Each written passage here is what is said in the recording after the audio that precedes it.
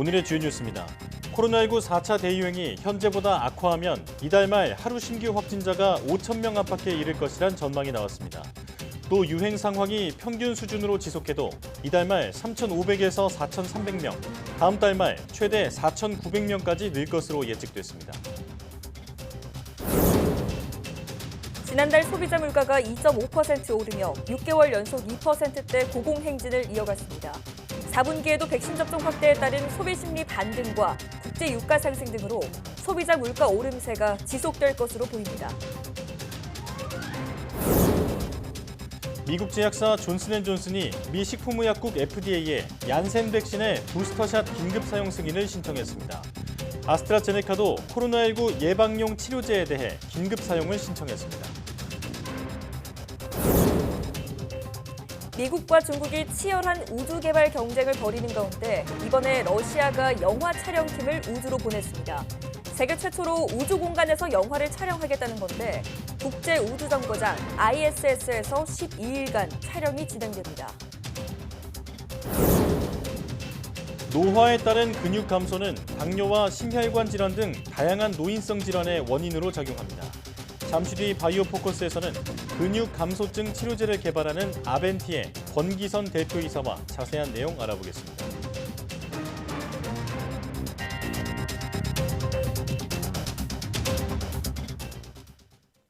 여러분 안녕하십니까? 사이언스 투데이 시작합니다. 코로나19 백신 1, 2차 접종을 모두 끝낸 뒤에도 감염되는 돌파 감염의 비중이 20%를 넘어섰습니다. 이승우 중대본 제2총괄조정관은 브리핑에서 돌파 감염의 사례가 빠르게 증가하면서 9월 첫 주 8.6%였던 돌파 감염 비중이 넷째 주에는 20.8%까지 늘었다고 밝혔습니다. 또 전체 확진자 가운데 외국인이 차지하는 비중도 15% 안팎이었으나 9월 다섯째 주에는 24.2%로 증가했다고 덧붙였습니다. 이 조정관은 이어 60세 이상 고령층의 90%, 18세 이상 성인의 80% 접종 완료라는 목표에 점점 가까워지고 있지만 높은 접종률만으로 방역 상황이 안정될 것이라고 속단하기엔 이르다고 강조했습니다. 코로나19 4차 대유행이 현재 수준보다 악화할 경우 이달 말 하루 신규 확진자가 5천 명 안팎까지 늘어날 수 있다는 전망이 나왔습니다. 국회 보건복지위원회 소속 백종헌 의원이 질병관리청에서 받은 단기 예측 자료에서 지난달 30일 기준으로 환자 발생률과 전파율, 백신 접종률 등을 적용한 결과 이같이 전망됐습니다. 또 유행 상황이 평균 수준으로 지속돼도 이달 말 3,500명에서 4,300명, 다음 달 말은 최대 4,900명까지 늘어날 것으로 예측됐습니다. 김부겸 국무총리는 늦어도 이번 달 말부터는 소상공인들이 손실보상금을 수령할 수 있도록 하겠다고 밝혔습니다. 김 총리는 국무회의를 주재하면서 8일로 예정된 소상공인 손실보장제도 시행일에 바로 손실보상심의위원회를 개최하겠다며 이같이 말했습니다. 다만 보상 대상은 법이 공포된 지난 7월 7일 이후 정부의 집합금지와 영업시간 제한 조치로 인한 손실이라며 그 이전의 손실과 간접적인 손실은 해당하지 않아 소상공인들의 기대에 못 미칠 수 있다고 설명했습니다. 미국에서 코로나19 예방을 위한 백신 추가 접종 부스터샷과 치료제 사용 신청이 잇따랐습니다. 1회로 접종이 끝나는 얀센 백신의 경우 두 번째 접종이 부스터샷이 됩니다. 김태현 기자입니다. 미국 제약사 존슨앤존슨은 식품의약국의 18세 이상을 대상으로 계열사 얀센의 코로나 백신 부스터샷의 긴급 사용 승인을 신청했습니다. 해당 부스터샷의 3상 임상시험 결과도 함께 제출했습니다. 임상시험에서 첫 접종 56일 뒤에 추가 접종한 결과 유증상 코로나19에 대한 예방 효과가 94%로 나왔습니다. 중증 예방 효과는 100%를 나타냈습니다. 지금까지 미국에서 부스터샷을 승인받은 코로나 백신은 화이자가 유일합니다. 앞서 화이자는 16세 이상에 대해 긴급 사용을 신청했으나 FDA는 65세 이상과 고위험군으로 제한해 승인 결정을 내렸습니다. 화이자에 이어 모더나도 지난달 부스터샷 승인을 신청한 상태입니다. 아스트라제네카 역시 FDA에 코로나19 치료제인 AZD7442에 긴급 사용 승인을 신청했습니다. 당초 급성 증상에 대응하기 위해 개발된 이 치료제는 임상시험 결과 치료 효과가 별로 없었지만 대신 유증상 코로나 예방 효과가 77%로 높게 나타났습니다. 제약사 측은 백신을 맞았지만 항체 생성이 미흡하거나 알레르기 반응 때문에 백신을 맞지 못한 사람들이 주로 사용할 것으로 기대하고 있습니다. YTN 김태현입니다. 올해 들어 지난 5월까지 미국에서 코로나19 백신 접종 덕에 4만 명에 육박하는 고령자와 장애인이 목숨을 건졌다는 조사 결과가 나왔습니다. 미국 보건복지부는 지난 1월에서 5월까지 코로나19 백신 접종으로 65세 이상 고령자와 장애인이 가입한 메디케어 수급자 가운데 3만 9천 명이 사망을 피한 것으로 분석됐다는 보고서를 내놨다고 뉴욕타임스가 보도했습니다. 또 같은 기간 백신 접종 덕에 약 26만 5천 명이 코로나19 감염을 피했고 10만 7천 명은 병원 입원을 피한 것으로 분석됐습니다. 미 복지부는 백신 접종률이 10%포인트 올라갈 때마다 메디케어 가입자 가운데 코로나19 입원 환자나 사망자가 10%에서 11% 줄어든 것으로 나타났다고 밝혔습니다. 도널드 트럼프 전 미국 행정부에서 백악관 대변인을 지낸 스테퍼니 그리샴이 코로나19 대응에 트럼프가 방해됐다며 당시 정부의 대응이 비극적이었다고 비판했습니다. 그리샴 전 대변인은 현지 시각 5일 CNN에 출연해 우리의 코로나 대응 방식이 비극적이었다고 생각한다며 트럼프의 자만심이 이를 방해했다며 이같이 말했습니다. 이어 트럼프는 이 나라가 아닌 자신의 기반을 위해 일했고 마스크를 충분히 빨리 쓰지 않았다고 주장했습니다. 그러면서 난 그것의 일부였다. 코로나와 관련해 나 자신을 용서하지 못하리라 생각한다고 반성했습니다. 코로나19 사태 속에 미국의 거부들은 오히려 재산을 크게 불린 것으로 나타났습니다. 미 경제 전문지 포브스는 2021년 포브스 400대 미국 부자 순위를 발표하면서 이들의 총 자산이 전년보다 40% 늘어난 4조 5천억 원 달러, 우리 돈 5,345조 원이라고 보도했습니다. 지난 3년간 400대 부자에 들기 위한 마지노선은 21억 달러였지만 올해는 전반적인 부의 증가로 인해 29억 달러, 우리 돈 3조 4천억 원으로 높아졌다고 포브스는 전했습니다. 제프 베이조스 아마존 창업자는 지난해보다 220억 달러 늘어난 2,010억 달러, 우리 돈 239조 원의 자산으로 4년 연속 1위에 올랐습니다. 주가 급등에 힘입어 자산을 3배 가까이 불린 일론 머스크 테슬라 최고 경영자가 1,905억 달러로 베이조스를 턱밑까지 추격하며 2위로 올랐습니다.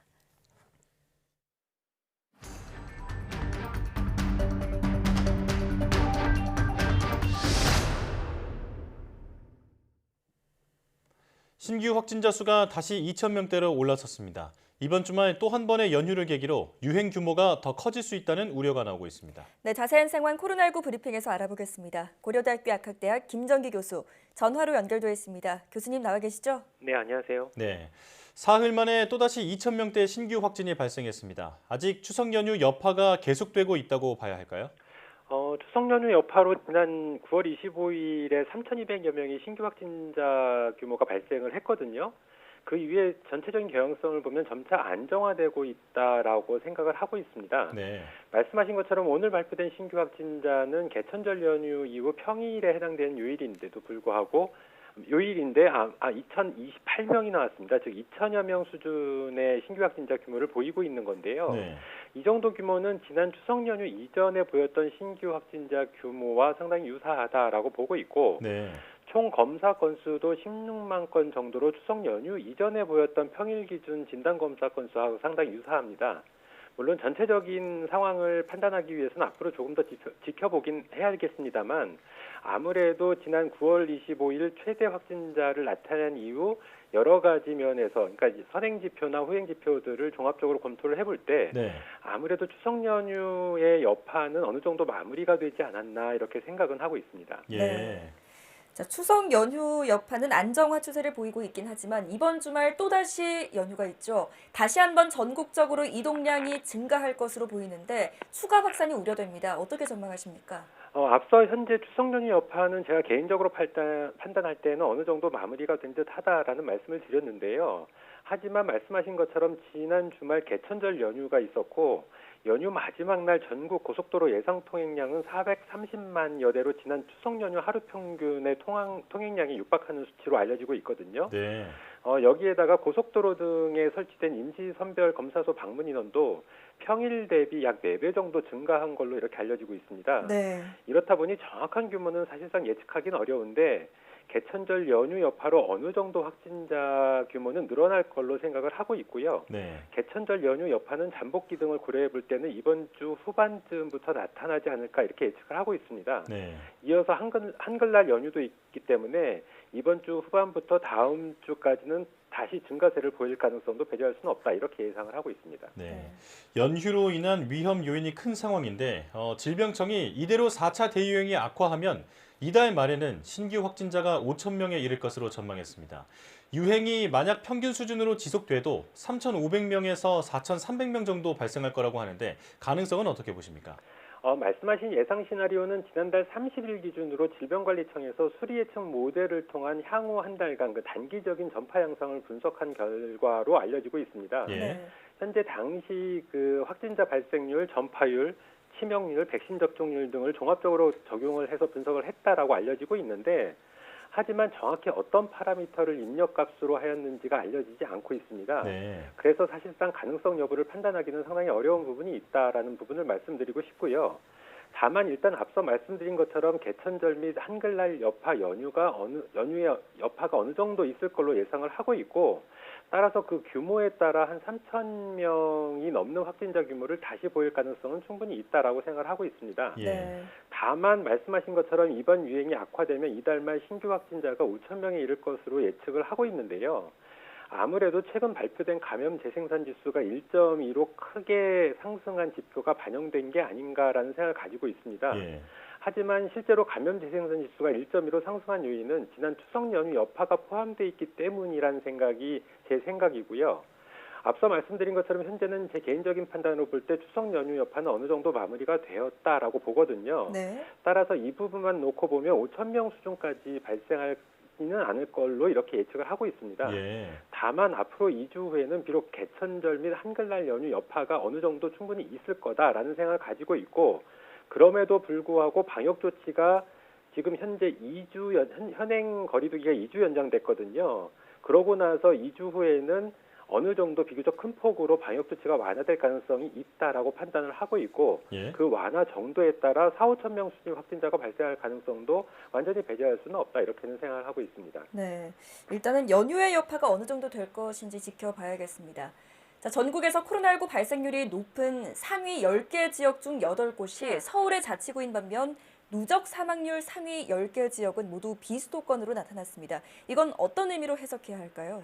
말씀하신 것처럼 전국 229개 시군구 중에서 코로나19 발생률이 가장 높은 상위 10곳 중 8곳이 서울의 자치구다라고 하는 부분은 최근 확진자의 7, 80% 정도가 수도권에서 계속 발생을 하고 있었거든요. 예. 그중에서 서울에서의 어떤 확진자 발생 비율이 가장 높기 때문에 당연한 결과다라고 생각을 하고 있습니다. 다만 한 가지 의아스러운 부분은 확진자 비율이 높으면 이와 더불어서 사망자 비율도 높아지는 게 맞는데 누적 사망률이 높은 곳은 반대로 비수도권 지역들이 보이고 있거든요. 예. 이 부분은 아무래도 비수도권 지역의 고연령층 비율이 상대적으로 수도권에 비해서는 높지 않나, 인구 대비 봤을 때는 이런 경향성이 있지 않나 생각을 하고 있고요. 네. 또한 주로 의료시설이 잘 갖추어진 중환자 병상이 주로 수도권에 있기 때문에 확진자 발생 비율은 낮지만 상대적으로 사망자 비율이 높은 게 아닌가라고 추정을 하고 있습니다. 네. 하지만 이 부분을 정확히 파악하기 위해서는 앞서 말씀드린 것처럼 해당 지역들의 어떤 고연령층, 인구 대비 고연령층 비율이라든가 이런 부분, 당시에 확진자들이 어느 병원으로 이송됐고 해당 시설의 의료 장비들이 어느 수준인가 이런 부분을 종합적으로 검토할 필요는 있다라는 생각을 가지고 있습니다. 네. 일단은 고연령층의 분포 차이 그리고 또 의료 수준의 차이 이런 부분들을 고려해야겠습니다. 자, 지난 9월 첫째 주 8.6%였던 돌파 감염의 비중이 넷째 주엔 20.8%까지 증가했습니다. 돌파 감염의 비중이 빠르게 올라가는 배경은 어떻게 보고 계십니까? 일단 뭐 9월 넷째 주에 20.8%까지 10%포인트 이상 급증했다라고 하는 부분은 네. 이 추석 연휴 기간 동안에 확진자 규모가 크게 늘었거든요. 그 얘기는 유행이 상당히 증가했다라고 하는 부분이고 네. 그렇다 특히나 추석 연휴 기간 동안에 접종 완료자에 대한 백신 인센티브가 적용이 됐습니다. 예.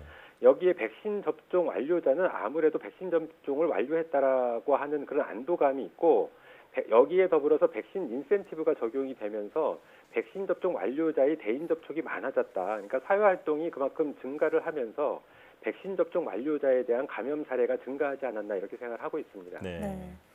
자, 백신 이야기도 해보겠습니다. 얀센이 미 FDA에 부스터샷 긴급 사용 승인을 신청했는데 미국에서는 지금까지 화이자 백신만 조건부로 부스터샷 승인이 났거든요. 얀센 백신의 부스터샷 승인 가능성 어떻게 보십니까? 이번에 얀센 측에서 미 FDA에 제출한 부스터샷 임상 결과에 따르면 그동안에 얀센 백신이 승인받을 당시에 백신 1회 접종을 하게 되면 예방 효과 66%였던 걸로 알려지고 있거든요. 네. 반면에 이번에 부스터샷을 시행을 했을 때 임상 결과는 예방 효과가 약 30%포인트까지 증가한 94%를 보였고요. 특히나 중증 예방 효과는 100%를 보였던 걸로 이렇게 알려지고 있습니다. 이렇다 보니 아무래도 국내외에서 얀센 백신의 돌파 감염 비율이 다른 백신들 대비 상대적으로 높다라는 논란이 있었던 만큼 네. 얀센 백신에 대한 부스터 승인 가능성은 상당히 높다라고 생각을 하고 있습니다. 네. 자, 백신 1차 접종자 가운데 일부는 부작용 우려로 2차 접종을 포기하고 있습니다. 전문가로서 조언을 해주신다면 어떤 게 있을까요? 일단 뭐 백신 접종률을 높이고 접종 완료 비율을 높이기 위해서는 1차 접종 후에 어느 정도의 이상 반응이 있었더라도 반드시 2차 접종을 맞으시는 게 맞다. 그걸 권고해 드린다라고 말씀을 드리고 싶은데요. 일단 제 개인적으로 볼 때는 반드시 그렇지는 않다라고 보고 있습니다. 네. 일단 백신 1차 접종 후에 이상 반응의 정도에 따라 다를 수가 있거든요. 근데 응급실을 방문하고 그리고 아니면 의료기관을 방문해서도 쉽게 호전되지 않았던 상당 동안 이상 반응으로 고생하신 분들에 대해서는 일단 저는 개인적으로 주변에서 그러한 질문들을 하셨을 때 2차 접종을 좀 보류하실 필요는 있다라는 말씀을 드립니다. 네. 그러니까 실제로 이 부분은 단정지어서 2차 접종을 권고한다 아니다라고 말씀드리기는 상당히 어려운 부분이 있습니다. 왜냐하면 개인별로 경험을 했던 이상 반응의 정도나 강도가 다르거든요. 네. 그렇기 때문에 일단은 상황에 따라서 비교적 중증의 이상 반응을 겪으셨다라면 2차 접종은 다소 유보를 하시는 게 혹시 2차 접종 후에 발생할 어떤 이상 반응의 중증도를 고려해 볼 때 저는 개인적으로 그렇게 하고 있는데 이 부분은 해당 의료진하고 조금 더 긴밀하게 좀 논의를 하시는 게 더 맞지 않을까. 왜냐하면 개개인별로 어떤 이상 반응과 어떤 이상 반응의 강도를 보였는지를 정확히는 알 수는 없습니다. 네. 자, 이제 생활치료센터에 입소한 무증상 경증 확진자 10명 가운데 1명 이상꼴로 증상이 나빠져서 병원으로 이송된 것으로 확인됐습니다. 문제는 정부가 현재 무증상 경증 확진자의 재택치료 확대를 추진하고 있는 상황이잖아요. 괜찮다고 보십니까? 일단 이 부분이 가장 우려스러운 부분 중에 하나입니다. 그러니까 무증상이나 경증 환자였다가 갑자기 이제 어떤 임상 증상이 악화되면서 중환자로 전환이니까 상황이 바뀔 가능성이 상당히 높거든요. 그래서 이런 부분들에 대해서는 일단은 재택치료 상에서 향후에 재택치료를 할 때 이 무증상이나 경증 환자가 주로 대상자가 되는데 이분들에 대한 어떤 모니터링을 하는 대응 인력이라든가 아니면 이송 인력이라든가 이 부분들이 충분히 확보가 돼야지만 제대로 관리가 가능하다라고 생각을 하고 있고요. 예. 실제로 무증상이나 경증 상황에서 재택치료를 하시다가 어떤 이상 반응이 중증으로 바뀌게 되면서 병상이 필요할 경우에는 병상이 충분히 확보돼 있어야 됩니다. 따라서 위드 코로나로 전환됐을 때에는 이러한 환자들이 굉장히 많을 걸로 생각을 하고 그중에 일정 비율로 이런 식으로 병상을 필요로 하는 확진자가 분명히 발생을 하거든요. 따라서 충분한 병상 확보가 필요하다라고 생각을 합니다. 이렇지 않을 경우에는 향후에 상황이 안 좋아졌을 때 병상을 확보하지 못하는 그 와중에서 심지어 재택치료 과정에서 사망하는 사례도 발생할 수 있기 때문에 일단 남은 기간 동안에 이 대응 인력이라든가 이런 병상 문제라든가 이런 건 충분히 확보를 해야 된다라는 생각을 가지고 있습니다. 네. 재택치료 도입 전에 관리 체계를 일단은 치밀하게 준비하는 게 먼저 선행돼야겠습니다. 지금까지 고려대학교 약학대학 김정기 교수와 함께했습니다. 교수님 고맙습니다. 네, 감사합니다.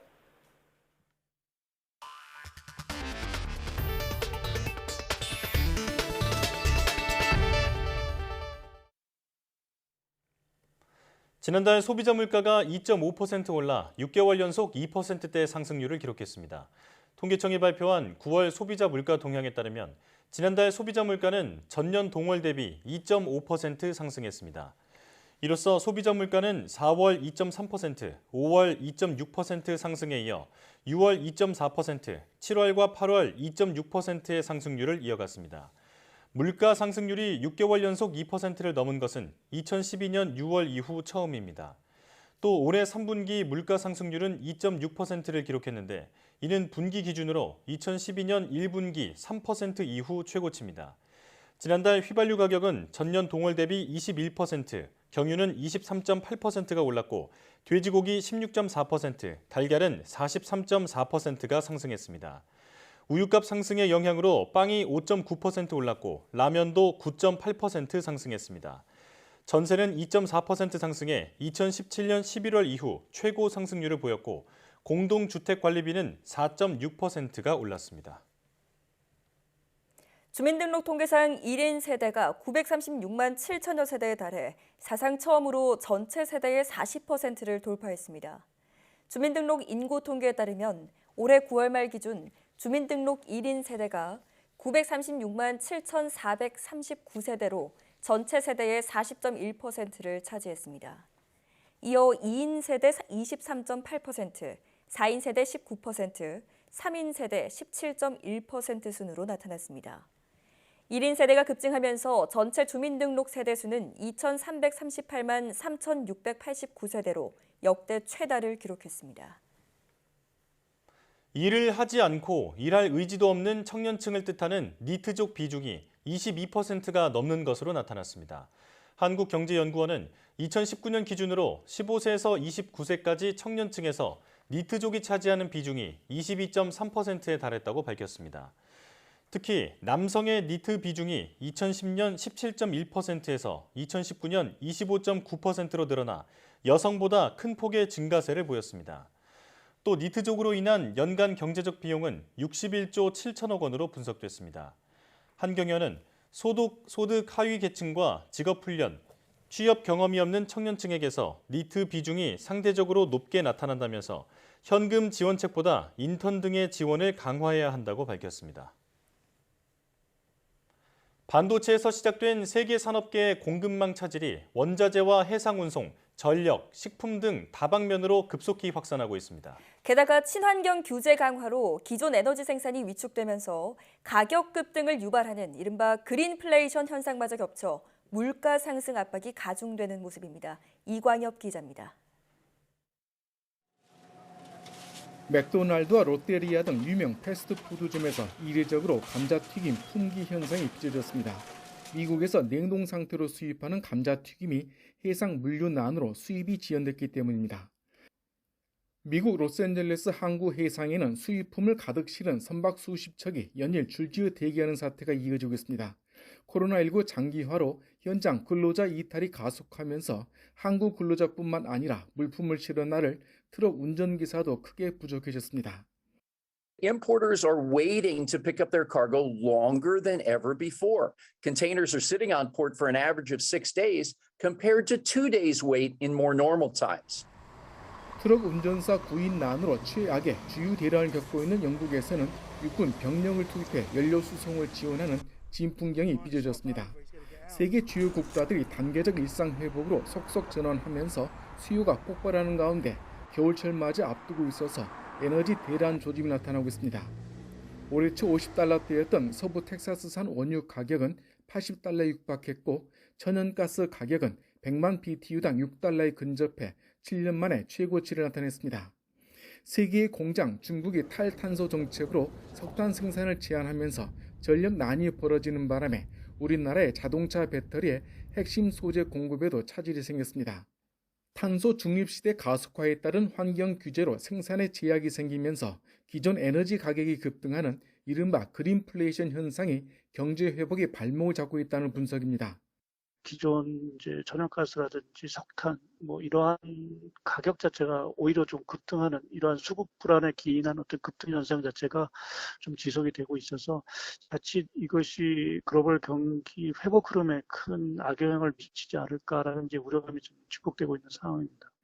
지구촌의 공급망 차질 악화로 인한 성장 둔화 속에 물가 상승 압박은 연말로 갈수록 더욱 거세질 가능성이 커졌습니다. YTN 이광규입니다. 올해 들어 8월까지 전 세계 수소차 판매량이 지난해 같은 기간보다 2배 가까이 늘어난 가운데 현대자동차 비중이 절반을 넘었습니다. 에너지 전문 시장 조사기관 S&E 리서치는 올해 1월부터 8월까지 전 세계의 수소 연료 전지차가 모두 11,200대가 팔려 91.7% 늘었다고 밝혔습니다. 전체 판매량 중 현대차 넥소의 올해 모델이 52%, 도요타 미라이 2세대 신모델이 39%를 차지하며 수소차 성장세를 이끈 것으로 집계됐습니다. S&E 리서치는 지난해 글로벌 수소차 시장의 선두주자였던 현대차가 올해 들어서도 1위를 기록하고 있지만 도요타가 추격하며 양자 대결 구도가 굳어지고 있다고 분석했습니다. 세계 최대의 소셜미디어 회사인 페이스북이 공공의 이익보다는 사익을 우선했다고 폭로한 내부 고발자가 미국 상원 청문회에 출석했습니다.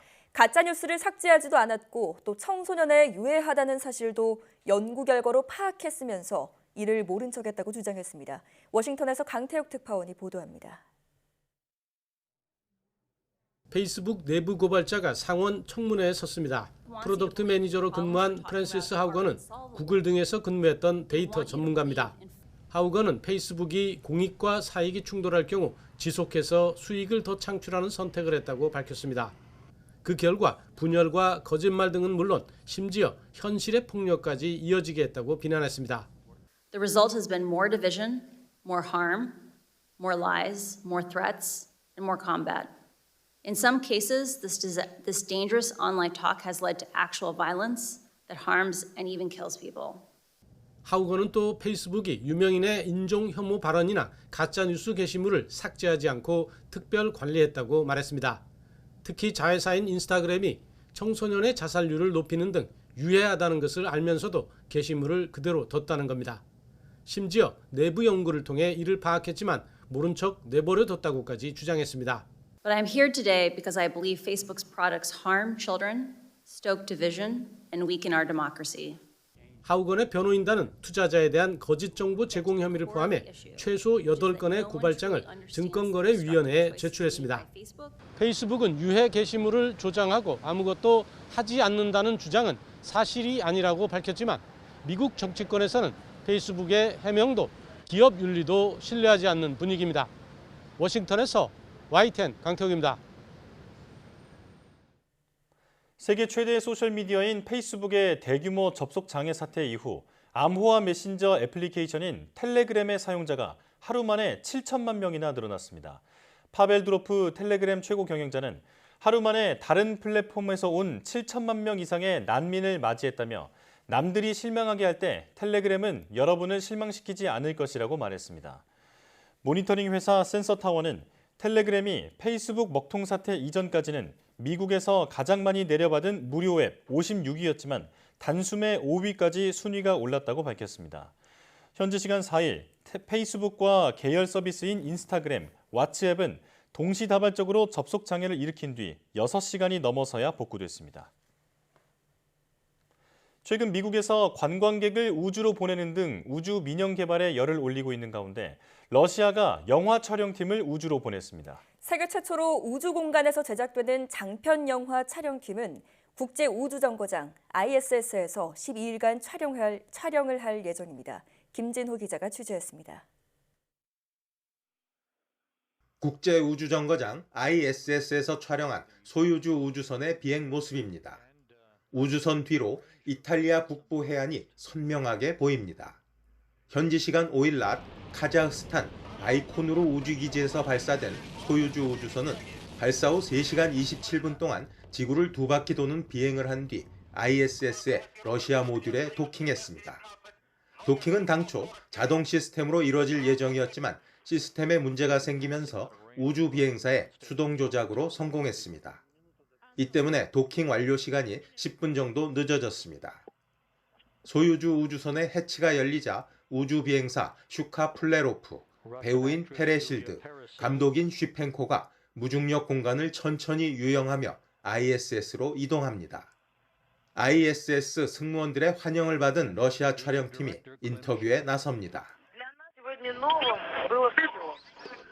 Everything was new to us today. Every 30 seconds brought something entirely new. 러시아가 처음으로 우주 공간에서 제작하는 영화 도전은 심장질환을 겪는 우주 비행사를 구하기 위한 여의사의 이야기를 다루며 영화 중 35에서 40분 분량을 우주 공간에서 촬영할 예정입니다. 우주라는 특수한 공간에서 영화가 제작되는 만큼 쉬펜코와 페레실드는 지난 5월부터 모스크바 인근의 가가린 우주인 훈련센터 등에서 적응 훈련을 받았습니다. 쉬펜코와 페레실드는 12일간 ISS에 머물며 영화를 촬영한 뒤 오는 17일 지구로 귀환합니다. 미국에서 최근 우주 민영 개발에 열을 올리는 상황에서 러시아는 이번 영화 촬영을 우주 강국의 명성을 과시하는 홍보의 장으로 활용하고 있습니다. YTN 김진호입니다. 삼성전자의 3세대 폴더블 폰이 국내 출시 39일 만에 100만 대 넘게 판매됐습니다.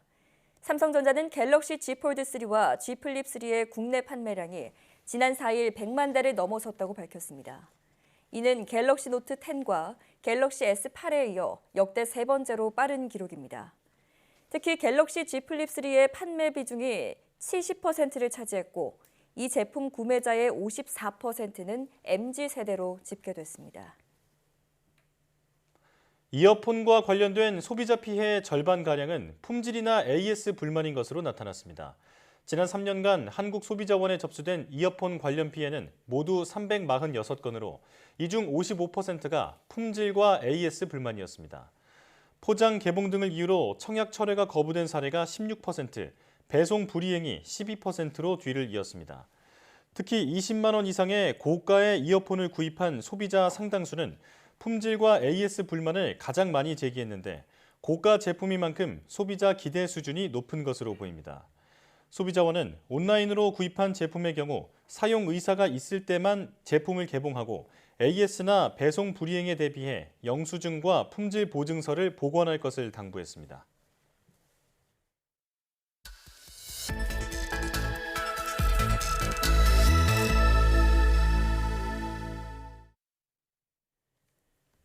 다양한 바이오 이슈를 과학기자의 시각으로 집중 분석하는 바이오 위클리 코너입니다. 네, 오늘도 이성규 기자와 함께하겠습니다. 어서 오세요. 안녕하세요. 네, 오늘은 어떤 소식 준비해 오셨나요? 네, 치료제 관련 소식입니다. 미국 제약사 머크가 알약 형태의 코로나19 치료제를 개발하고 있는데요.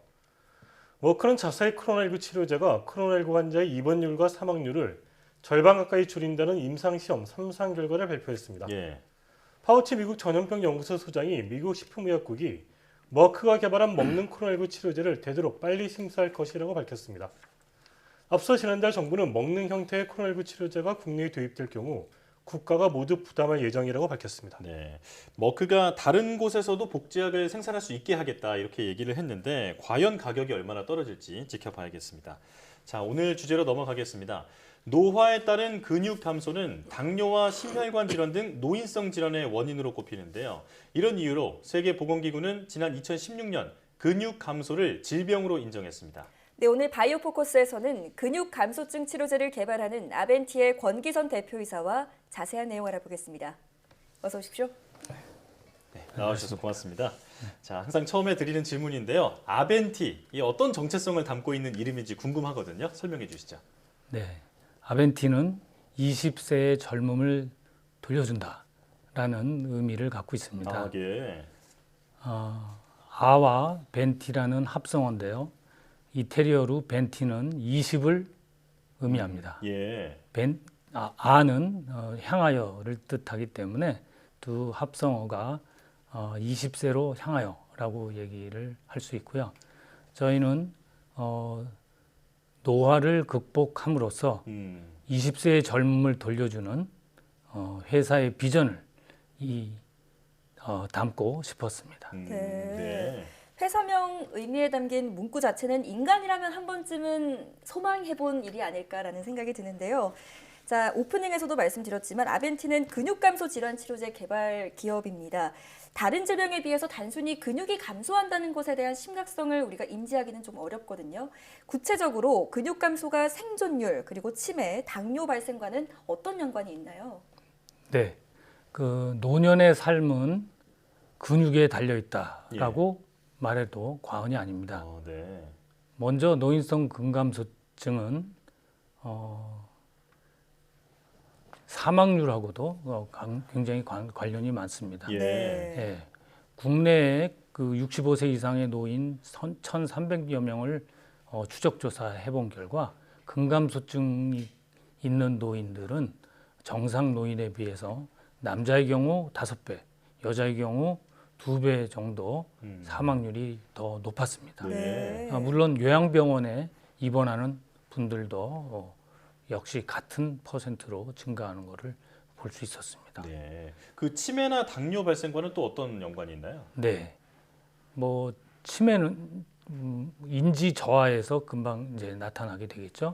그래서 근 감소가 있는 분들은 인지 저하력이 2배 정도 정상인보다 높더라라는 것이 여러 가지 연구 보고에서 밝혀졌습니다. 네. 자, 그렇다면 당뇨도 사실 노인성 질환의 대표적인 질환이잖아요. 이것도 근육 감소와 연관이 있는 건가요? 네, 맞죠. 근육은 체내 당의 60% 이상을 저축하고 소모하는 기관입니다. 네. 그래서 뭐 당을 얘기하는데 근육을 빼놓을 수가 없죠. 근육이 줄면은 당연히 당이 올라가게 됩니다. 조절이 안 되는 거죠. 따라서 근육 운동을 하게 되면은 예를 들어서 앞에서 말씀드렸던 치매 환자의 병 증세가 완화되는 것이 이미 잘 알려져 있고요. 또 당뇨병 환자에서도 근력 운동이 굉장히 효과적이다라는 게 알려져 있습니다. 아까 앵커분께서 말씀하신 것처럼 이와 같은 근감소증의 심각성 때문에 미국에서 2016년도에 질병 코드를 부여하였고요.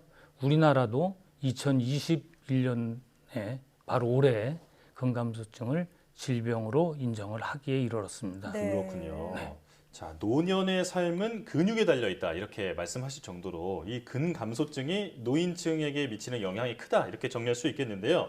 자, 전 세계적으로 고령화가 심화하면서 이런 노인성 근육감소증 치료제 개발도 활발하게 이어지고 있습니다. 지금 주요 빅파마들의 임상 진행 현황 설명해 주시죠. 네, 노인성 근감소증에 대한 연구는 실제로 질병이 아니었던 시간부터 시작이 되었습니다. 글로벌 기업들이 먼저 시작을 했고요. 그 글로벌 기업 중에 우리가 잘 아는 노바티스, 사노피, 리제너론 같은 회사들은 마이오스타틴이라는 근육 위축 원인 단백질을 타겟으로 해서 항체 의약품을 개발을 했습니다. 또한 머크나 GSK 같은 회사는 아나볼릭 스테로이드의 유사제를 부작용을 축소하는 쪽으로 연구를 계속 저분자 물질로 하였습니다. 이 많은 회사들이 전부 다 임상 2상을 수행을 하였지만 아직까지 그 임상 2상이 성공되진 않았고 지금도 계속 진행 중에 있습니다. 이런 글로벌 제약사 말고도 사실 뭐 바이오파이티스 혹은 아마젠티스 이와 같은 최근에 창업한 회사들도 굉장히 활발하게 임상 시험에 들어가고 있지만 아직도 허가받은 약은 없는 실정입니다. 그렇군요. 이 방금 설명해 주신 글로벌 빅파마들이 주로 항체 치료제, 마이오스타틴을 겨냥한 항체 치료제를 개발하고 있는데요. 이 아벤티의 그 신약 후보 물질은 어떤 차별성이 있는 건가요? 네, 저희는 MOA가 다릅니다. 즉 작용 기전이 다른데요. 대부분의 제약사들이 근육 위축을 저해하고 혹은 근육 성장을 촉진하는 방향으로 약물 개발을 하고 있습니다. 네. 그런데 저희는 근원세포를 융합을 활성화하는 그런 약물을 개발을 하고 있습니다. 네. 먼저 그거를 첫 번째 파이프라인으로 올려놨는데요. 네. 근원세포라는 것은 근육에 들어있는 줄기세포 중에 하나입니다. 네. 그래서 유사시, 그러니까 사고가 났거나 혹은 강도 높은 운동을 했을 때 이 근원세포가 분화해서 근육이 됩니다. 근육을 만들어주는 세포인 거네요. 네. 네. 그래서 만약 이게 노화가 되면은 근원세포의 분화력이 떨어져서 근섬유가 가늘어집니다. 네. 노화의 전형적인 현상이죠. 예. 그래서 저희는 이런 현상을 막기 위해서 여기에 저항할 수 있는 약물을 개발을 했습니다. 네. 그래서 동물에서 모델 동물과 노화 동물에서 효능을 확인하였고 이제는 임상 시험에 들어가려고 계획 중입니다. 네. 네.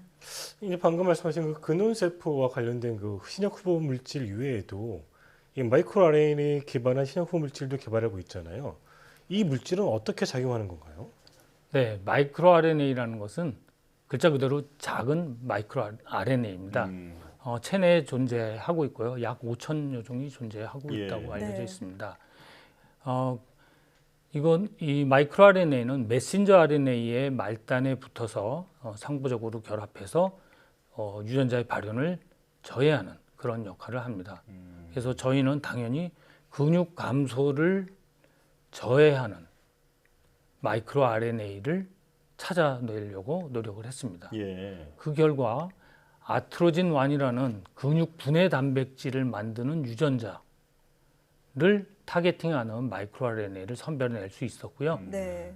그 마이크로 RNA를 질환 부위에 근육 위축이 일어나는 질환 부위에 넣어줌으로써 근육을 회복시킬 수가 있습니다.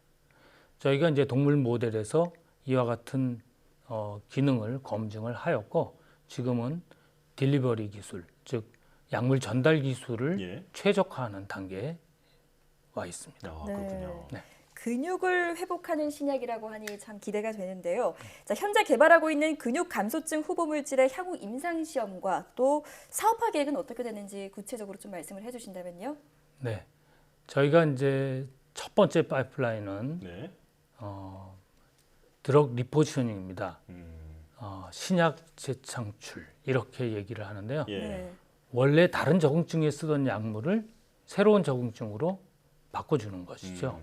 그래서 당연히 저희는 근감소증에 효능이 있는 약들을 선별을 해냈습니다. 그래서 이 약을 가지고 지금 임상시험에 들어갈 정도로 되었는데 이 드럭 리포지셔닝의 장점은 이미 쓰고 있는 약이기 때문에 안전성이 확보돼 있다는 것입니다. 예. 따라서 전임상과 임상 1상을 건너뛰고 바로 임상 2상에 도전을 해볼 수 있는 그런 상황이고요. 네. 저희는 임상 병원과 임상 계획서를 완전히 마쳤고 또한 임상 약물을 제약사와 제휴해서 만들었기 때문에 식약처에 IND 승인을 위한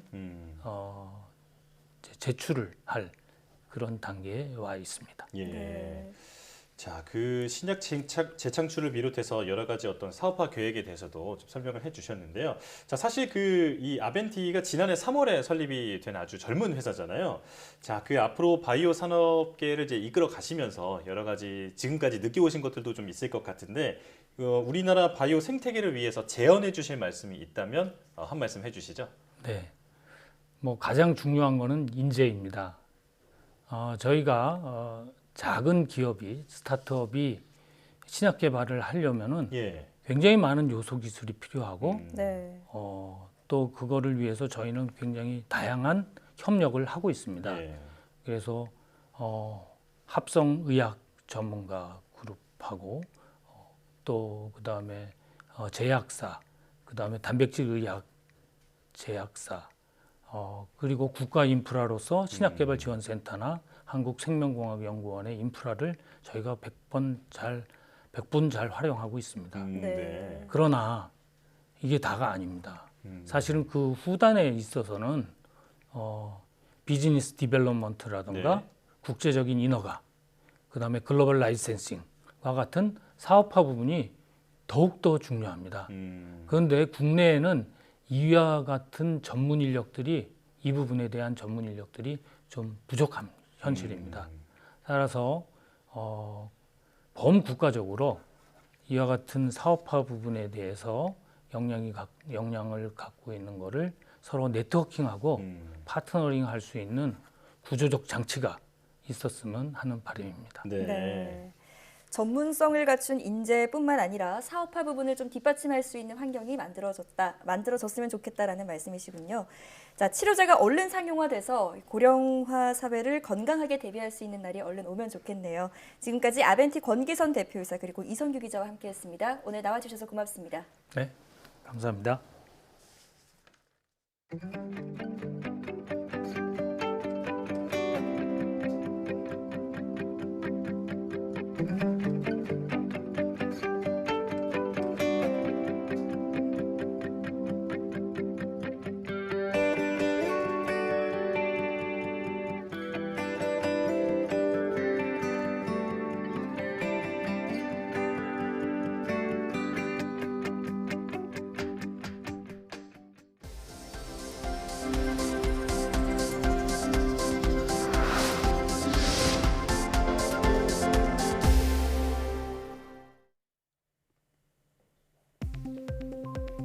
국내 연구진이 건강하게 장수할 수 있도록 만들어주는 돌연변이 유전자를 발굴했습니다.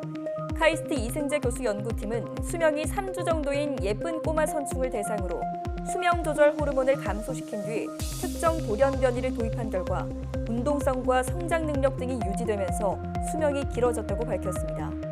연구팀은 기존의 수명 조절 호르몬으로 알려진 인슐린 등을 감소시키면 수명만 늘고 운동성 등이 나빠지는 한계가 있었다고 설명했습니다.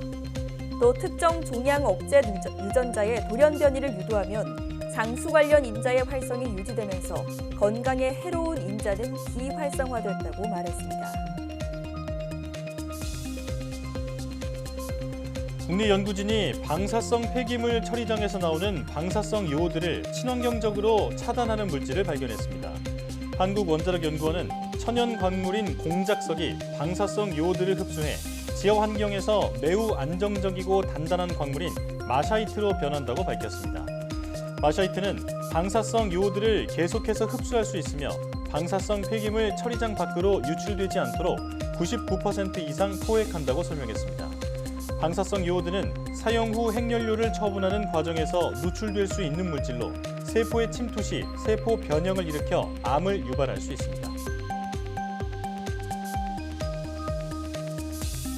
10월 과학기술인상 수상자로 양창덕 울산과학기술원 교수가 선정됐습니다.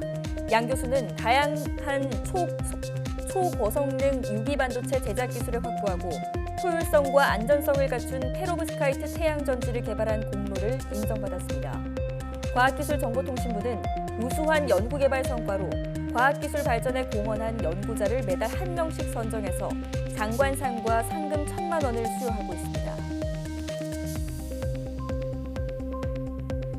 과학기술정보통신부가 국제과학올림피아드 참가 학생에 대한 후속 지원을 추진합니다. 임혜숙 과기정통부 장관은 국제과학올림피아드 국가대표와의 간담회에서 학생들이 자긍심과 사명감을 가지고 과학 인재로 거듭나길 기대한다며 이같이 밝혔습니다. 이어 4대 과학기술원을 중심으로 국제과학올림피아드 활동 이력을 기재하는 수시 특별 전형 확대를 협의하고 대통령 과학장학생 선발 시에도 가점으로 연결될 수 있도록 하겠다고 밝혔습니다.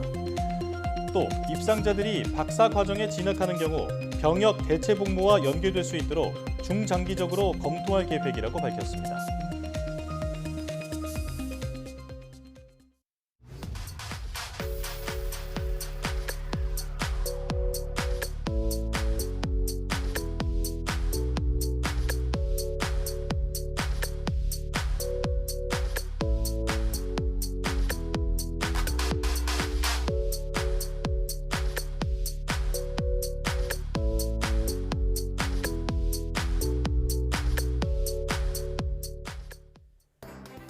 백신 접종을 끝낸 뒤에도 감염되는 돌파 감염의 비중이 급증하고 있습니다.